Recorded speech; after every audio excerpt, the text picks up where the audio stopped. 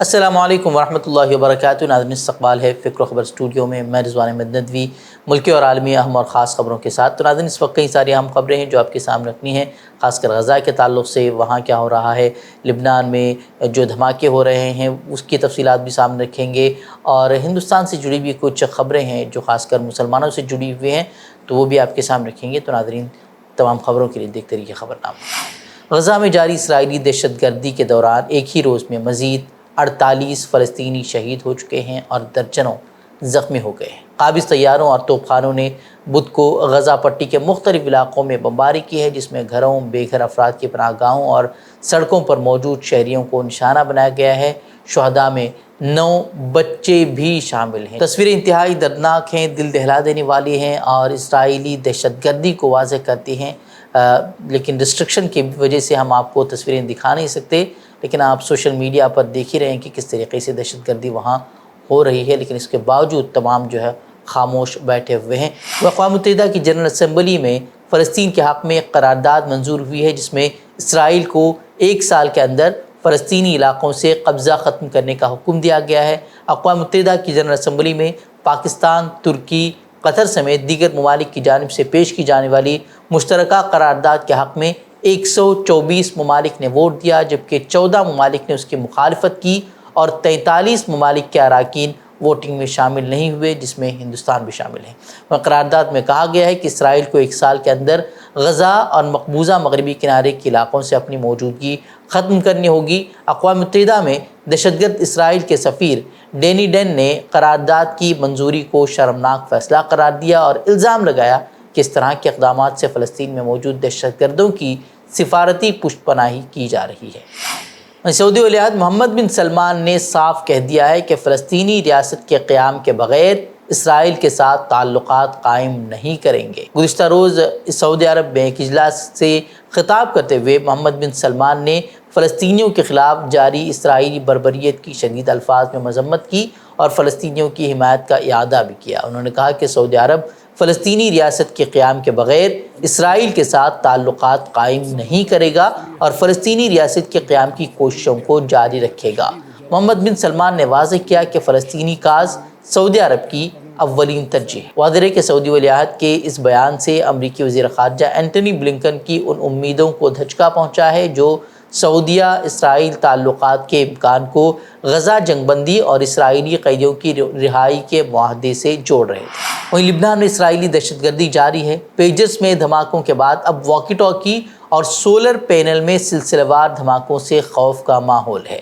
اس تازہ دہشت گردانہ حملوں میں مزید شہری ہلاکتیں ہوئی ہیں اور ہزاروں زخمی ہیں۔ بتایا جا رہا ہے کہ اب تک 32 لوگوں کی موت واقع ہو چکی ہے۔ بدھ کے روز حزب اللہ کے 3 ارکان اور ایک بچے کے جنازے کے مقام پر متعدد دھماکے ہوئے ہیں۔ وہیں اسی دوران اسرائیلی فوجی جنرل کا بیان بھی سامنے آیا ہے، جس میں اس نے حزب اللہ کو بڑی قیمت چکانے کی دھمکی بھی دی ہے۔ کمانڈروں سے خطاب کرتے ہوئے جنرل نے کہا کہ ابھی بھی ہم ایسی کئی صلاحیتوں سے مزین ہیں جنہیں ہم نے ابھی تک فعال نہیں کیا ہے، یعنی کہ صاف طور پر دھمکی دی جا رہی ہے کہ ان کے پاس اور بھی ہتھیار ہیں جس کا حزب اللہ کو علم بھی نہیں ہے۔ انہوں نے کہا کہ جب بھی ہم کسی متعین مرحلے کے لیے کام کر رہے ہوتے ہیں تو اگلے 2 مرحلوں پر پہلے سے ہی آگے بڑھنے کے لیے تیار رہتے ہیں۔ جنگ کے ہر مرحلے میں حزب اللہ کو زیادہ سے زیادہ قیمت چکانی پڑے گی، اس طرح کی دھمکی اس نے دی ہے۔ وہیں بیلجیم نے لبنان اور شام میں پیچرز میں دھماکے کے ذریعے عام شہریوں کو نشانہ بنانے کی سخت الفاظ میں مذمت کرتے ہوئے اس کارروائی کو بڑے پیمانے پر دہشت گردی قرار دیا ہے۔ بیلجیم کی نائب وزیر اعظم نے اس معاملے میں عالمی برادری کی خاموشی کو بھی آڑے ہاتھوں لیا اور کہا کہ خاموشی حل نہیں ہے، اس کی عالمی جانچ کی ضرورت ہے، خون خرابے کو روکنا ضروری ہے۔ وہیں اسرائیلی انٹیلیجنس ایجنسیوں کی اس دہشت گردانہ کارروائی کے بعد سوال اٹھ رہے ہیں کہ اس طرح کی دہشت گردی سے آج کے دور میں کون سے ملک خود کو محفوظ مان سکتے ہیں۔ وہ ایران نے جنگجو اور عام شہریوں کے درمیان کسی امتیاز کے بغیر کیے گئے اس حملے کو قتل عام قرار دیا اور تل ابیب کے اتحادیوں کو آر دلاتے ہوئے کہا کہ انہیں ان حملوں پر شرمندہ ہونا چاہیے۔ وہیں خبریں ہیں کہ اسرائیلی فوج نے اب اعلان کیا ہے کہ حزب اللہ کے ساتھ کشیدگی میں اضافے کے بعد وہ اپنے تقریباً 10 سے 20 ہزار فوجی غزہ کی پٹی سے لبنان کے ساتھ شمالی سرحد پر منتقل کر رہی ہے۔ اسرائیلی آرمی کا کہنا ہے کہ بریگیڈ کو اصل میں غزہ میں لڑائی جاری رکھنا تھی، لیکن لبنان کے ساتھ کشیدہ صورتحال کے باعث اسے وہاں منتقل کرنے کا فیصلہ کیا گیا۔ وہیں لبنان سے اسرائیل میں تازہ حملوں کی بھی اطلاعات موصول ہو رہی ہیں۔ حزب اللہ کے میزائل حملوں میں اسرائیل کے شمالی گلیلی علاقے میں 8 افراد زخمی بتائے جا رہے ہیں، جن میں سے ایک کی حالت تشویشناک بتائی جا رہی ہے۔ وہیں آج شام حزب اللہ کے سربراہ حسن نصر اللہ خطاب کر سکتے ہیں، اس کے بعد واضح ہو جائے گا کہ حزب اللہ کا اگلا قدم کیا ہونے والا ہے۔ ہندوستان میں مسلمانوں کے ساتھ امتیازی سلوک بڑھتا ہی جا رہا ہے۔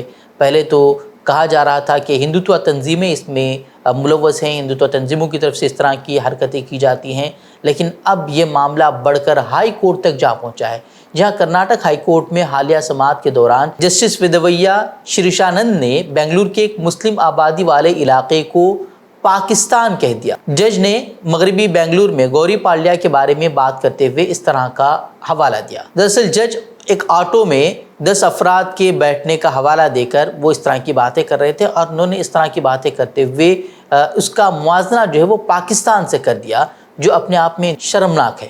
دراصل اس میں یومیہ اجرت والے مزدور ہوتے ہیں، غریب لوگ ہوتے ہیں، وہ اس میں سفر کرتے ہیں اور ایک ساتھ 5-6 مسافر یا اس سے زیادہ مسافر سفر کرتے ہیں، لیکن یہ بات بھی صحیح ہے کہ آٹو میں زیادہ لوگوں کے بیٹھنے کی حوصلہ افزائی نہیں کی جانی چاہیے، کیونکہ ایک حفاظتی مسئلہ بھی ہے، لیکن جج کے لیے یہ غیر مناسب ہے کہ وہ اس طرح کے الفاظ استعمال کرے۔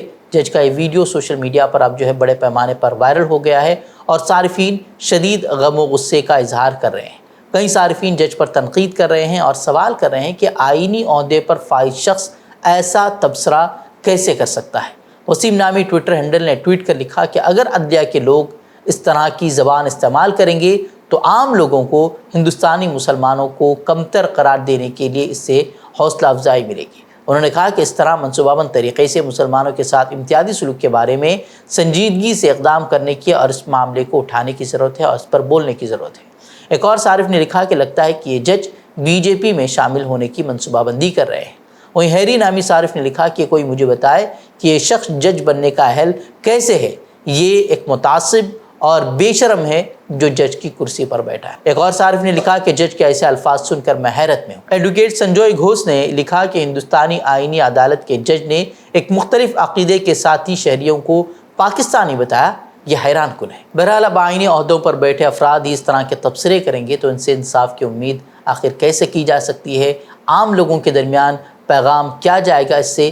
ہندوتوادی تنظیمیں جن کے حوصلے پہلے سے ہی بلند ہیں اور مسلمانوں کے خلاف لگاتار ایسے اقدامات کر رہے ہیں جس سے کہ مسلمانوں میں خوف و ہراس پھیل جائے، تو ایسے میں اس طرح کے بیانات، اس طرح کے تبصرے آخر کیا پیغام دیں گے؟ یہ سوچنے والی بات ہے۔ بہرحال آپ اس خبر پر کیا سوچتے ہیں؟ کامنٹ باکس میں اپنی رائے ضرور رکھیں۔ بہار کے نوادہ ضلع میں بدھ کی شام ایک زمین کے تنازع پر دلت بستی میں خوفناک حملہ کیا گیا ہے۔ دعویٰ کیا گیا ہے کہ تقریباً 80 گھروں کو آگ لگا دی گئی ہے، جبکہ پولیس کا کہنا ہے کہ صرف 21 گھر جلائے گئے ہیں۔ اس حملے میں کسی جانی نقصان کی اطلاع نہیں ہے، تاہم علاقے میں شدید خوف و ہراس پھیل گیا ہے۔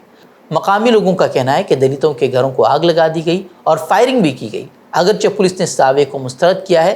پولیس نے 10 افراد کو گرفتار کرنے کا بھی دعویٰ کیا ہے۔ وہیں اس معاملے پر اب بہار کی سیاست میں ہلچل مچ گئی ہے۔ سیاسی جماعتوں نے حکمراں جماعت کو نشانے پر لیتے ہوئے شدید تنقید کی ہے۔ تیجسوی یادو نے دلتوں پر مظالم کو حکومت کی لاپرواہی کا نتیجہ قرار دیا۔ وہیں Congress leader Mallikarjun Kharge, Priyanka Gandhi, B S P سربراہ مایاوتی سمیت راہل گاندھی نے بھی اس معاملے پر رد عمل کا اظہار کیا ہے۔ پرینکا گاندھی نے ریاستی حکومت سے مطالبہ کیا کہ ایسی ناانصافی کرنے والے دبنگوں کے خلاف سخت سے سخت کارروائی کی جائے اور تمام متاثرین کی مناسب بازآباد کاری کی جائے۔ جموں کشمیر میں اسمبلی انتخابات کے پہلے مرحلے کے تحت 7 اضلاع کے 24 اسمبلی حلقوں میں 58.19% پولنگ ریکارڈ کی گئی ہے۔ 10 سال بعد ہو رہے جموں کشمیر میں تاریخ ساز اسمبلی الیکشن کا پہلا مرحلہ مجموعی طور پر پرامن رہا۔ 24 اسمبلی حلقوں میں کہیں سے کوئی ناخوشگوار واقعے کی اطلاع نہیں ملی ہے۔ شام 5 بجے تک 58.19% پولنگ ریکارڈ کی گئی۔ الیکشن کمیشن کے حتمی اعداد و شمار میں پولنگ فیصد اس سے کم یا زیادہ ہو سکتا ہے۔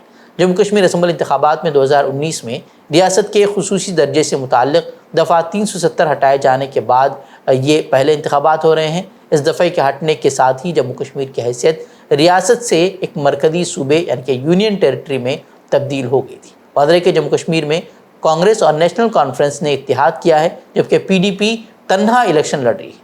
رکن پارلیمنٹ انجینئر رشید کی عوامی اتحاد پارٹی اور سجاد لون کی پیپلز کانفرنس بھی میدان میں ہے۔ وہیں جماعت اسلامی پر الیکشن لڑنے کی پابندی ہے، لیکن اس کے امیدوار آزاد حیثیت سے میدان میں ہیں۔ اس کے علاوہ دیگر علیحدگی پسند جماعتوں کے امیدوار بھی بطور آزاد انتخابی میدان میں اترے ہیں۔ تو ناظرین خبریں، مزید خبروں کے لیے آپ ہمارے ویب سائٹ www.fikrkhabar.com پر رخ کر سکتے ہیں۔ ویڈیوز کے لیے ہمارے یوٹیوب چینل کو سبسکرائب کریں۔ تو ناظرین جاتے ہیں، السلام علیکم ورحمۃ اللہ وبرکاتہ۔